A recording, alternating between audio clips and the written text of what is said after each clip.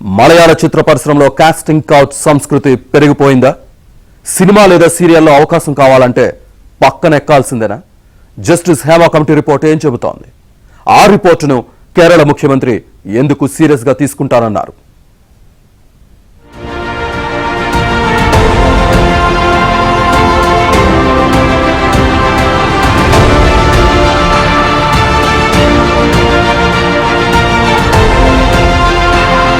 Casting couch సినీ పరిశ్రమలో ఈ మాట తరచుగా వింటూ ఉంటాం.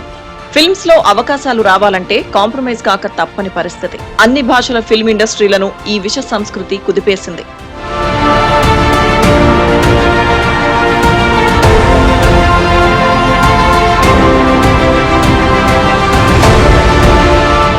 మలయాళ సినీ ఇండస్ట్రీలో మహిళపై వేధింపుల గురించి ఏర్పాటు చేసిన జస్టిస్ హేమ కమిటీ నివేదికలో సంచలన విషయాలు బయటపడ్డాయి.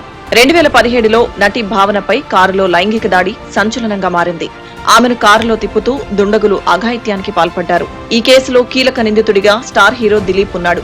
ఈ ఘటన తర్వాత అప్పటి ప్రభుత్వం మలయాళ ఇండస్ట్రీలో మహిళల వేధింపులకు సంబంధించి రిపోర్ట్ ఇవ్వాలని జస్టిస్ హేమ కమిటీని ఏర్పాటు చేసింది. కమిటీ స్టడీ చేశాక రిపోర్ట్ను కేరళ సీఎంకు 235 పేజీల నివేదిక అందించింది. దీంతో సంచలన విషయాలు బయటపడ్డాయి. 51 మందిని విచారించి ఈ నివేదికను రూపొందించారు.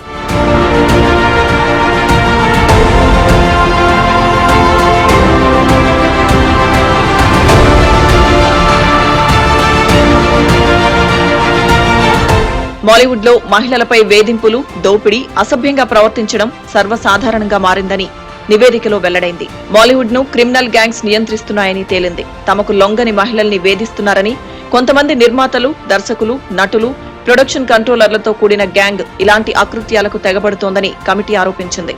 మహిళలపై లైంగిక వేధింపులు అనేవి అన్ని రంగాల్లోనే ఉన్నాయి. మనం ప్రతిరోజు వార్తల్లో చూస్తున్నాం, వింటున్నాం. కానీ సినిమా రంగంలోనే ఇది ఎక్కువగా వినిపించడానికి, ఫోకస్ కావడానికి కారణం ఏంటంటే సినిమా రంగానికి ఉన్న గ్లామర్. సినిమా ఇండస్ట్రీలో కాస్టింగ్ కోచ్ ఉందా లేదా అనే దాని మీద చాలామంది భిన్నాభిప్రాయాలు వ్యక్తం చేస్తున్నారు కూడా.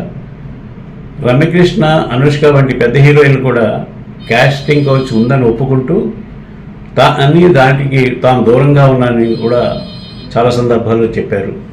ఒకటేంటంటే అవకాశాల కోసం అడ్డదారులు తొక్కకుండా ఇతర ప్రలోభాలకు లొంగిపోయి అవకాశాలు చేయించుకునే కంటే టాలెంట్ను నమ్ముకొని ఈ ఇండస్ట్రీలో పైకి వస్తే వాళ్ళకి మంచి ఫ్యూచరు, గుర్తింపు ఉంటుందని నా నమ్మకం.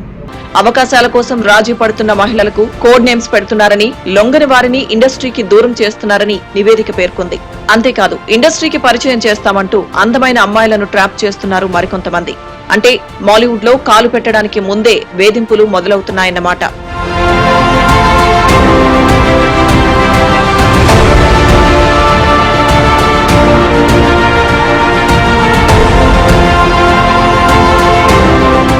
రాత్రిపూట మగవాళ్లు గది తలుపులు తట్టడం ఆనవాయితీగా మారిందని, కొన్ని సందర్భాల్లో మహిళా నటులు ఉన్న గది తలుపులను మద్యం మత్తులో పగలగొట్టిన సందర్భాలు కూడా ఉన్నాయని నివేదిక చెప్పింది. సమస్యల పరిష్కారానికి పటిష్ట చట్టం అవసరమని, ట్రైబ్యునల్ ఏర్పాటు చేయాలని ప్రభుత్వానికి జస్టిస్ హేమ సూచించారు. లైంగిక వేధింపులకు గురైన వారిలో చాలా మంది భయంతో పోలీసులకు ఫిర్యాదు చేయడానికి ఇష్టపడలేదని తెలిపారు. ఎవరైనా మహిళలు అవసరాలను తీర్చకపోతే షూటింగ్ సమయాల్లో వారిని ఇబ్బంది పెట్టడం, ఎక్కువ టేక్లు తీసుకుని అగౌరవపరుస్తున్నారని తేల్చారు.